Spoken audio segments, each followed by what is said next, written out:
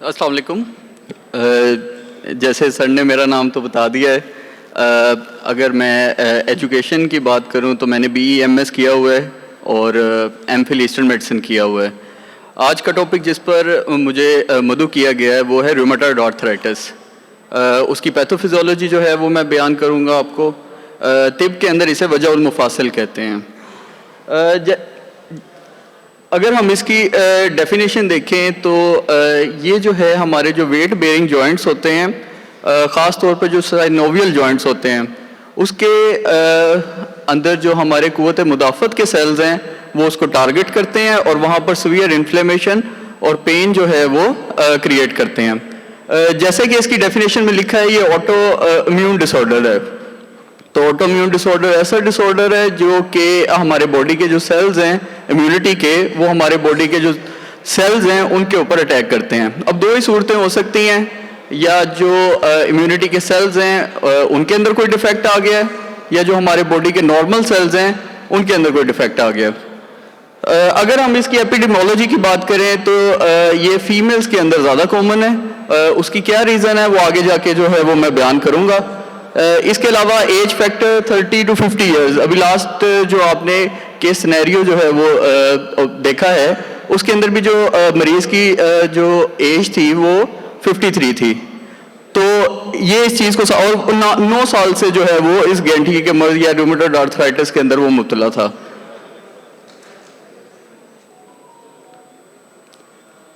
इसके अलावा जो फैमिली हिस्ट्री है, यानी वालदैन से जो कुछ अमराज जो है वो बच्चों में ट्रांसफ़र होती है, तो उसमें से एक रूमेटॉइड आर्थराइटिस है।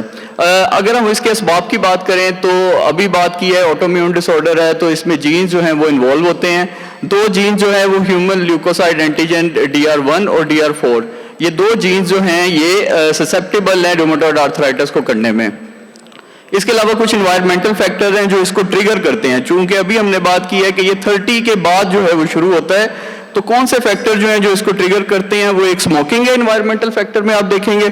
इसके अलावा अभी हमने बात की थी कि फीमेल के अंदर जो है ये कॉमन है, तो अगर आप हार्मोनल देखें तो उसके अंदर जो एस्ट्रोजन है वो उसमें शामिल है, जो कि इस चीज़ को साबित करता है कि फीमेल के अंदर क्यों जो है वो कॉमन है।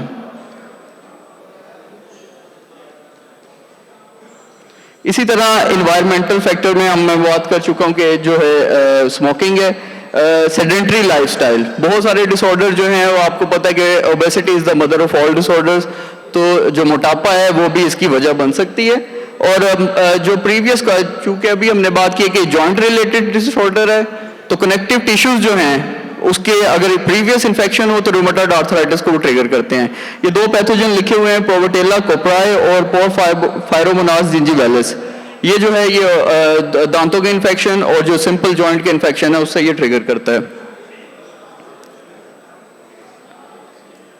अच्छा, अभी मैंने बात की है कि जो ये ऑटोइम्यून डिसऑर्डर है, या तो बॉडी के नॉर्मल सेल्स में डिफेक्ट हो सकता है या जो इम्यूनिटी के सेल्स हैं उसमें डिफेक्ट हो सकता है।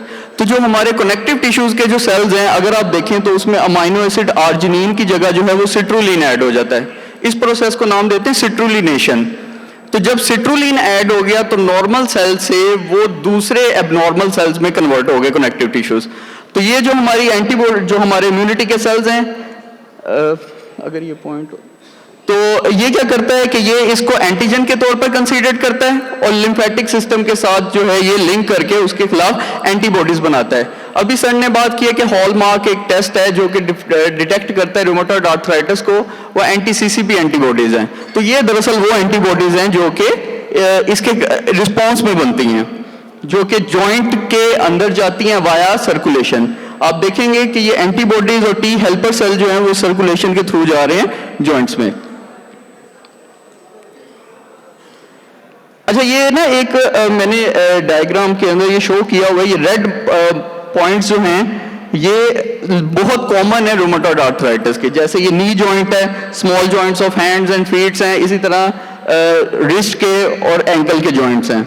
इसी तरह जो ये अगर आप ऑरेंज पे जाएं तो ये लेस कॉमन है, और रेयर जो है वो हमारे पास येलो के अंदर आ जाते हैं, जिसमें अभी लास्ट केस सिनेरियो में उन्होंने मैंडिबुलर जॉइंट का जिक्र किया था। यानी ये सिवियरिटी की तरफ चला गया हुआ है डिसऑर्डर ना। अच्छा, इसकी इम्यूनोपैथोजेनेसिस की बात कर रहे हैं कि वो देखें, वो लास्ट में अगर हम आप देख रहे हैं तो ब्लड वेसल बनी हुई है और लिम्फेटिक सिस्टम की एक लिम्फ वेसल बनी हुई है, वहां से इम्यूनिटी के सेल्स आते हैं और यहाँ पर साइनोवियल जॉइंट, ये जो नी का जॉइंट है उसके अंदर ये मैंने बनाया हुआ है, ये यहाँ पर आते हैं और वहां पर इन्फ्लेमेटरी साइटोकाइंस मीडिएटर रिलीज करते हैं। अब वो कौन कौन से होते हैं? वो इंटरल्यूकिन्स होते हैं 1, 2, 6, 16, 17, TNF अल्फा वगैरह वगैरह। यानी ये जो सेल्स हैं ये जॉइंट के अंदर जो है इंडल्ज होते हैं और इनफिल्ट्रेट कर जाते हैं, यानी वहां पर इकट्ठे हो जाते हैं। जब ये वहां पर इकट्ठे होते हैं तो ये जो हमारी साइनोवियल मेम्ब्रेन है, अगर वो देखें आप रेड कलर के सेल्स बने हुए हैं, तो वहां के अंदर ये इकट्ठे हो जाते हैं और इसको ये जो साइनोवियल मेम्ब्रेन है ये थिक हो जाती है, इसको कहा जाता है पेनस। तो अगर मैं आगे चल के मॉर्फोलॉजी बयान करूंगा तो आप देखेंगे कि उसके अंदर पेनस फॉर्मेशन हुई होगी, यानी हमें कुछ पता तो चलेगा ना कि किस तरह जो है वो रूमेटॉइड आर्थराइटिस प्रोसीड किया। इसके बाद जो है ये TNF अल्फा वगैरह जो है ये दो सेल्स को या दो एंजाइम्स को एक्टिव करते हैं। एक है ओस्टियोक्लास्ट को सेल्स को एक्टिव करते हैं जो कि बोन की रीअब्जॉर्प्शन करता है, यानी बोन को डैमेज करता है। इसी तरह जो एंजाइम्स हैं वो प्रोटीएज एंजाइम वो कार्टिलेज को डैमेज करता है।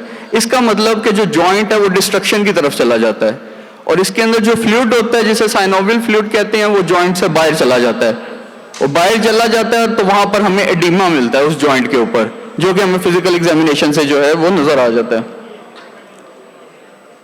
ये मैं बता चुका हूं कि क्या क्या जॉइंट के अंदर चेंजेस आएंगी जो कि हमें ऑब्जर्व होती हैं।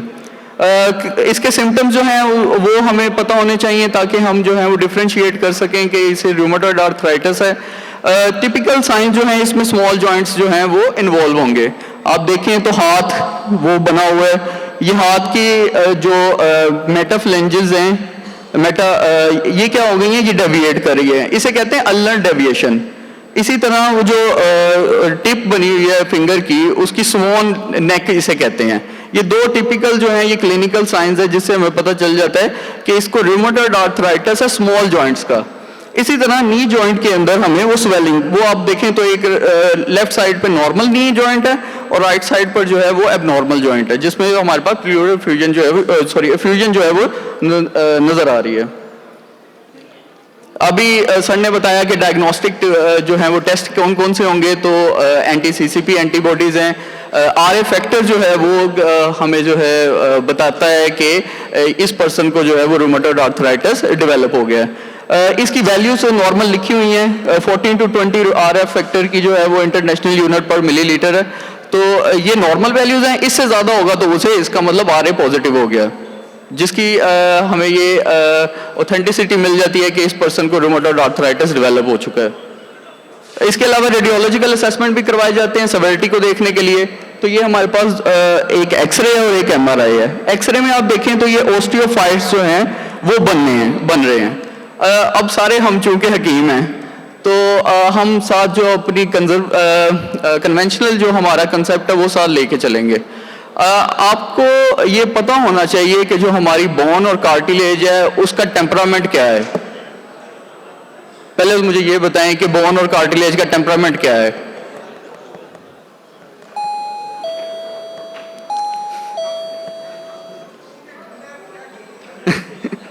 तो सदर साहब ने बिल्कुल दुरुस्त फरमाया कि ये जो है ये सुदावी बेसिकली नेचर के होते हैं, बोन और कार्टिलेज। अगर ये ओस्टियोफाइट्स डेवलप हो रहे हैं इसका मतलब ये सुदावियत की तरफ जा रहा है। ये हमें जो है ना वो कंसेप्ट बताता है कि ये मरीज जो है वो सुदावियत का है या सुदावी मिजाज में है। इसी तरह ये इसकी बहुत सारी माहियत है, यानी बहुत सारे चारों मिजाज में ये हमें मिलता है, लेकिन जो दो मिजाज हैं जिसके अंदर ये टिपिकल हमें मिलता है, एक बलगमी है और एक सुदावी है। अब इन दोनों में हम कैसे डिफरेंशिएट करेंगे और उसमें ही जामा कैसे करेंगे वो आगे चल के मैं बताता हूँ।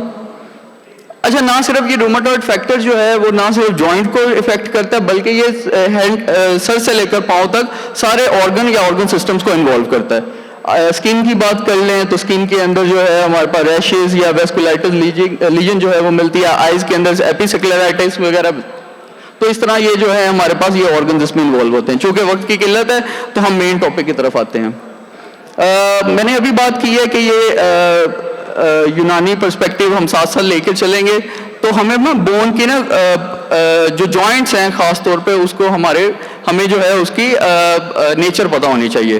तो कार्टिलेज और बोन की नेचर तो सुदावी है, जो इसके अंदर साइनोवियल फ्लूइड है वो बलगम है बेसिकली ना।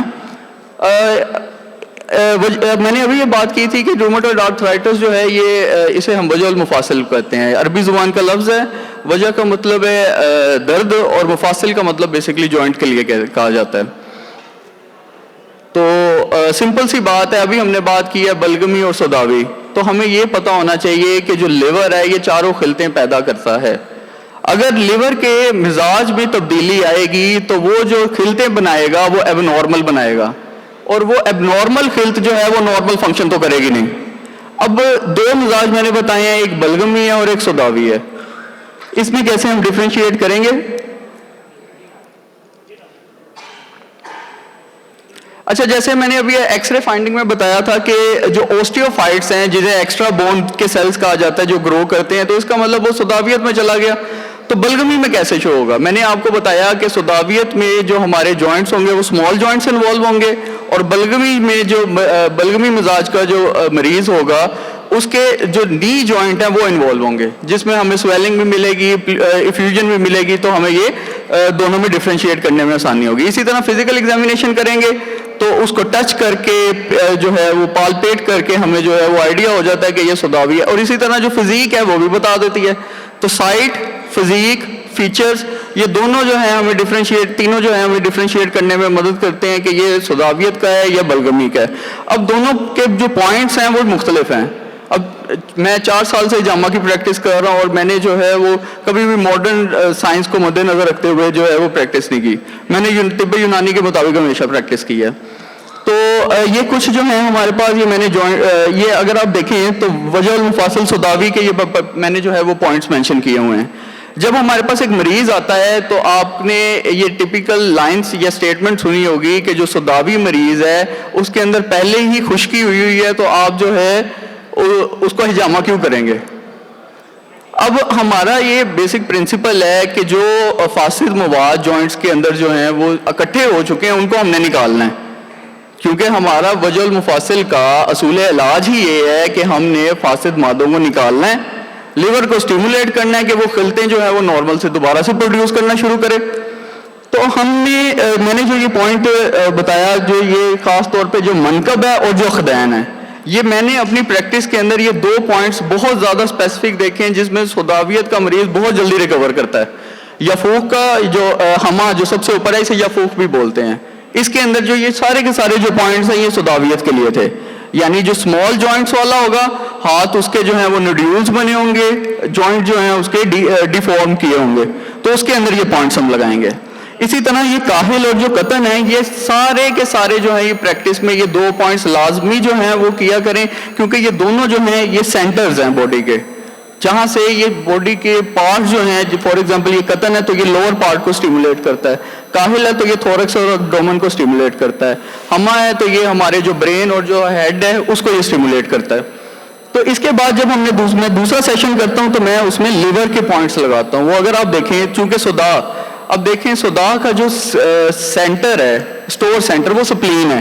तो अगर आप देखें तो लिवर के पॉइंट तो मैंने मेंशन किए हुए हैं। जो राइट साइड पर अगर आप देखें तो लेफ्ट साइड पे अगर आप देखें टॉप पे, तो वो हमारे पास स्प्लीन का पॉइंट है। इसी तरह जो मैंने ऊपर जो पॉइंट है मनकब और काहिल, ये दोनों मैंने हर सेशन में उसके लिए रखा, हर सेशन के लिए उसके लिए रखता हूँ। तीसरे सेशन में जब ये ऑब्वियसली इसके हमें इफेक्ट जो है पहले सेशन से ही मिलना शुरू कर देते हैं। अगर आप देखें तो मैंने हाथ पे अभी कोई भी नहीं लगाया, जहां पर मसला है वहां पर मैंने नहीं अभी कहीं पर भी जामा किया, मैं अपनी तिब्बे यूनानी के मुताबिक इलाज कर रहा हूँ। तीसरा जब हम इस पे करते हैं सेशन जो नॉर्मल है, उसमें हम सारे तिब के वो जो है सुन्ना पॉइंट जो है वो लगाते हैं, और इसमें जो है हमें ऑब्वियसली बेनिफिट मिल जाता है, इससे पहले मरीज ठीक हो जाता है। इसी तरह जब हमारे पास बलगमी मिजाज का आएगा तो आप पॉइंट्स देखें तो मैंने वो सुदावियत के पॉइंट्स नहीं लगाए पहले सेशन में, मैंने वो लंग्स के पॉइंट लगाए हैं, क्योंकि जो हमारा स्टोर हाउस है फ्लैगम का, वो लंग्स और उसके रेस्पिरेटरी बेसिकली सिस्टम इन्वॉल्व होता है। हमा, कतन और काहिल, ये तीनों मैंने अपने हॉलमार्क रखे हुए पॉइंट से मैं लगाता ही लगाता हूँ। नेक्स्ट सेशन में मैंने क्या किया कि उसके लंग्स के पॉइंट तो मैंने स्टिमुलेट किए, लेकिन उसके साथ जो है, क्योंकि अब नी जॉइंट जो है वो लोअर एक्सट्रीमिटी जो है वो बलगमी के अंदर इन्वॉल्व हो जाती है, तो हम उस तरह से पॉइंट मॉडिफाई करते हैं। वही लास्ट सेशन वो हमने करना ही करना है, जो कि लास्ट जो लियाकत पेशेंट था उसके साथ भी हमने जो है किया था, वो चूंकि सुदाबियत के अंदर था, तो इस तरह वो जल्दी से रिकवर हुआ और जल्दी से ठीक हुआ। अभी मैंने बात की थी कि जो जॉइंट्स हैं खास तौर पर साइटोकाइंस, चलें यहीं पे एंड करते हैं। उम्मीद है आपको समझ आ गई होगी। अस्सलाम वालेकुम।